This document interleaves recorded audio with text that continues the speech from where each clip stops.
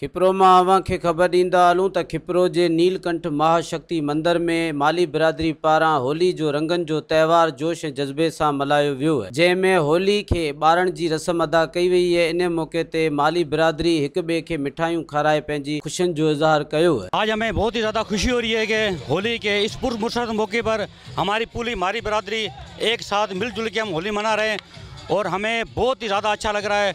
और हम आज के दिन पे हमारे मुल्क पाकिस्तान के लिए दुआ करते हैं कि ये जो सिलसिला चल रहा है खुशियों का, ये कायम और दायम रहे। आज हमारा खुशी का त्यौहार है। आज हमने ये होली मनाई है नीलकंठ महाशक्ति मंदिर।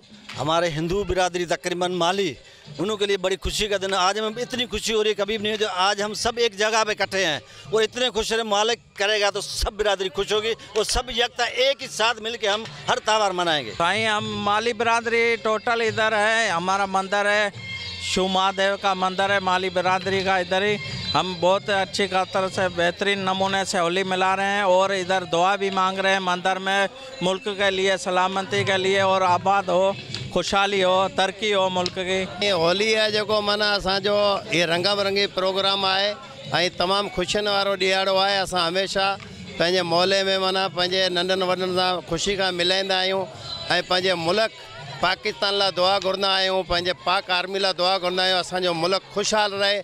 असीं त बिल्कुलु ख़ुशि आहियूं, माला माल आहियूं। कपड़ा पाता आहिनि, होली मनाई आहे ऐं असां हर साल ईअं होली मनाईंदा आहियूं। ही असांजो होली जो त्योहार आहे, तमामु सुठो आहे ऐं हिन त्योहार ते असां होली मनाईंदा आहियूं। होली खुशियुनि जो त्यौहार है। असीं हिक ॿिए खे रंग हणी पंहिंजी खुशी जो इज़हार कंदा आहियूं ऐं पाकिस्तान जी सलामती लाइ ख़ुसूसी दुआऊं कयूं वेंदियूं आहिनि। कैमरामैन फज़ल उमरानी सां गॾु हरेश KBC अवामी न्यूज़ खिपरो। मज़ीद ख़बरनि ऐं तफ़सीलात लाइ विज़िट कयो असांजी वेबसाइट www.awamiNewsHD.com ऐं ॾिसंदा रहो अवामी न्यूज़ HD।